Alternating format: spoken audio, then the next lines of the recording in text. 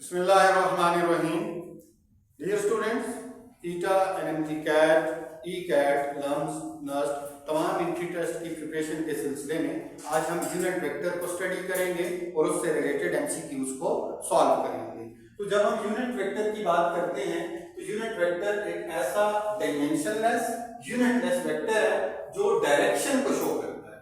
क्योंकि हम जानते हैं कोई भी वेक्टर है, लेट्स सपोज ए, तो उसका मैग्नीट्यूड भी होता है और डायरेक्शन भी होती है। तो यहाँ पर ये जो वेक्टर ए जिसको हमने कैप के साथ लिखा है, यहाँ पर हमने डिनोट किया है कैप, ये शो करता है किसको?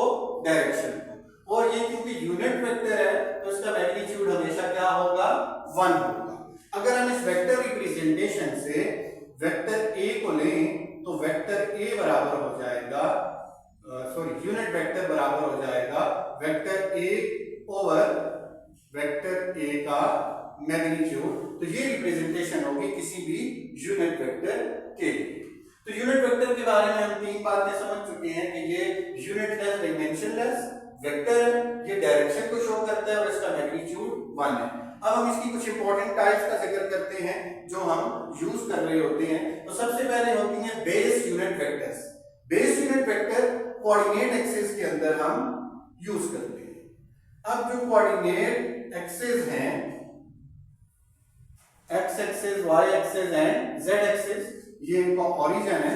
तो एक्स एक्सिस के साथ जो डायरेक्शन है इसको आई कैप के साथ रिप्रेजेंट किया जाएगा। वाई एक्सिस के साथ जो डायरेक्शन है उसको जे कैप के साथ, एंड जेड एक्सिस के साथ जो डायरेक्शन है उसको के कैप के साथ। तो आई, जे एंड के कैप को बेस यूनिट वेक्टर कहा जाता है।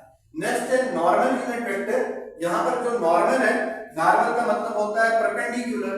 तो ये परपेंडिकुलर डायरेक्शन को शो करता है। जैसे आपने वेक्टर प्रोडक्ट में भी देखा होगा या वेक्टर एरिया के केस में भी कि लेट्स सपोज ये मेरे पास एक एरिया है, ठीक है, और इसकी डायरेक्शन अगर हमें शो करनी है तो इसकी जो डायरेक्शन है वो परपेंडिकुलर टू सरफेस होगी और इसे एन कैप से जाहिर करेंगे, एन फॉर नॉर्मल।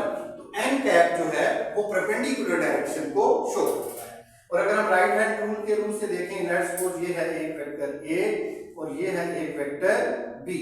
तो ए और बी दोनों मिलकर एक प्लेन यानी एक एरिया ही बना रहे हैं। तो जब हम इसका राइट हैंड रूल लगाते हैं तो हमें परपेंडिकुलर डायरेक्शन मिलती है जिसको हम एन कैप के साथ जाहिर करते हैं। नेक्स्ट है पोजीशन यूनिट वेक्टर। तो पोजीशन यूनिट वेक्टर जो है ये टेल्स पोजीशन, टेल्स ये बताता है हमें पोजीशन, किसी चीज का मकाम विद रिस्पेक्ट टू ओरिजिन। ये किसी चीज की पोजीशन बताएगा ओरिजिन से। क्या मतलब हुआ? लेट्स सपोज ये हमारे पास एक्स एक्सिस है और ये है वाई एक्सिस और ये है हमारा ओरिजिन। अगर हमारे पास किसी चीज का पॉइंट यहां पर लोकेट कर रहा है और ये एक्स एक्सिस पर 3 यूनिट है और वाई एक्सिस पर 2 यूनिट है, तो हम ओरिजिन से एक पोजीशन वेक्टर लेंगे P और इसको हम लिखेंगे ये x के ऊपर 3 यूनिट है और y के ऊपर 2 यूनिट है। तो इसने यहां पर ओरिजिन के हिसाब से किसी पॉइंट की पोजीशन बताई इस प्लेन के अंदर। नेक्स्ट हमारे पास है रेडियल यूनिट वेक्टर। तो रेडियल यूनिट वेक्टर जो है डायरेक्शन अलोंग रेडियस, ये हमें क्या बताएगा? डायरेक्शन अलोंग रेडियस, ये रेडियस के साथ हमें डायरेक्शन को बताएगा। तो लेट्स सपोज ये हमारे पास एक सर्कुलर पाथ है और ये हमारे पास एक सेंटर, ठीक है। तो ये एक रेडियस है हमारे पास, ठीक है। इसके अलावा अगर हम किसी डायरेक्शन को शो करेंगे जैसे सेंट्रीपिटल फोर्स है, सेंट्रीपिटल एक्सेलरेशन है, तो वो रेडियल यूनिट वेक्टर इसको हम आर कैप के साथ जाहिर कर सकते हैं। नेक्स्ट है एक्सियल यूनिट वेक्टर।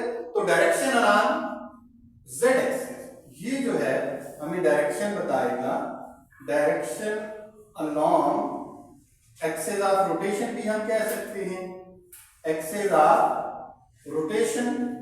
और ज्यादातर हमारा जो एक्सिस ऑफ रोटेशन है वो जेड एक्सिस लिया जाता है। जैसे मिसाल के तौर पे अगर हमारे पास एक बॉडी एंगुलर मोशन कर रही है तो उसकी डायरेक्शन या एंगुलर वेलोसिटी ओमेगा को हम z एक्सिस के साथ उसकी डायरेक्शन शो कर सकते हैं।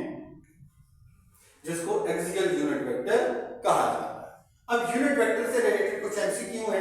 सबसे पहले हमारे पास एमसीक्यूज है, a vector of magnitude 10 unit in direction of 3i + 4j is. तो हमें एक वेक्टर मालूम करना है जिसका मैग्नीट्यूड 10 यूनिट है और उसकी जो डायरेक्शन है वो 3i + 4j। तो लेट्स सपोज कोई भी हमारे पास रिप्रेजेंटेशन के लिए हम वेक्टर ले लेते हैं कि हमारे पास एक वेक्टर है a और ये बराबर होगा a का magnitude into direction of a। अब मैग्नीट्यूड तो हमें गिवन है 10 यूनिट, मैग्नीट्यूड हमारे पास आ गया इसका 10 यूनिट, तो यहां पर हम इसको पुट कर लेंगे। अब सेकंड जो चीज है हमारे पास a यूनिट वेक्टर, इसको भी हमें अलग से कैलकुलेट करना पड़ेगा। a यूनिट वेक्टर बराबर होगा वेक्टर ओवर इट्स मैग्नीट्यूड। अब हमें यहां पर ये वेक्टर गिवन है 3i + 4j। अब इसका मैग्नीट्यूड क्या होगा, √3 का स्क्वायर 9 + 4 का स्क्वायर 16। तो हमारे पास दोनों चीजें आ चुकी हैं, तो वेक्टर a बराबर है मैग्नीट्यूड हमारे पास आ गया 10 और a कैप की वैल्यू जो है वो हमारे पास क्या होगी 3i + 4j ओवर √ हमने इसका मैग्नीट्यूड लिया 9 + 16 जो कि 25 बन जाएगा। अब इसको हम फर्दर सिंप्लीफाई करते हैं, तो वेक्टर a = 10 डिवाइडेड बाई 25 का √ आ जाएगा 5 into 3i + 4j and at last 5 को हम ऊपर मल्टीप्लाई कर देंगे तो ये आ जाएगा 2 इंटू 3i + 4j। तो ये हमारे पास एक वेक्टर आ गया। 2 को अंदर भी मल्टीप्लाई कर सकते हैं तो 6i + 8j रिक्वायर्ड वेक्टर हमारे पास बन जाएगा। नेक्स्ट एमसीक्यू है unit vector along i + j is. तो यहां पर हमें यूनिट वेक्टर मालूम करना है और यूनिट वेक्टर की डायरेक्ट डेफिनेशन क्या है, यूनिट वेक्टर बराबर होगा हमारे पास वेक्टर ओवर इट्स मैग्नीट्यूड। अब वेक्टर तो i + j है, तो हमारे पास ऊपर क्या आ जाएगा i + j। अब नीचे इसका मैग्नीट्यूड लेंगे, i का कोफिशिएंट क्या है 1 + j का कोफिशिएंट भी क्या है 1, तो ये हमारे पास आ जाएगा i cap + j cap over √2। तो ये हमारे पास एक वेक्टर बन जाएगा। नेक्स्ट एमसीक्यू है, if a unit vector is represented by 0.5i + 0.8j + ck then value of c is। तो यहां पर आप देख सकते हैं कि unit vector is represented by, ये हमें इक्वेशन गिवन है, तो ये जो है इसका हम मैग्नीट्यूड लेंगे तो यूनिट वेक्टर है तो वो 1 के बराबर आएगा, तो इसका मैग्नीट्यूड ले लें तो ये हमारे पास हो जाएगा 0.5 का स्क्वायर प्लस 0.8 का स्क्वायर प्लस c का स्क्वायर √। अब क्योंकि ये यूनिट वेक्टर है तो यूनिट वेक्टर होने की वजह से मैग्नीट्यूड होगा 1। अब दोनों तरफ स्क्वायर ले लेते हैं तो ये स्क्वायर √, से कैंसिल होगा, तो 0.5 square plus 0.8 square plus c square = 1 का स्क्वायर 1 ही होगा। इसे हम रीअरेंज करेंगे वैल्यूज को, तो हमारे पास c स्क्वायर = 0.11 आएगा, √, लेंगे तो c √0.1। इस तरीके से हमारे पास इजीली c की वैल्यू निकल आएगी।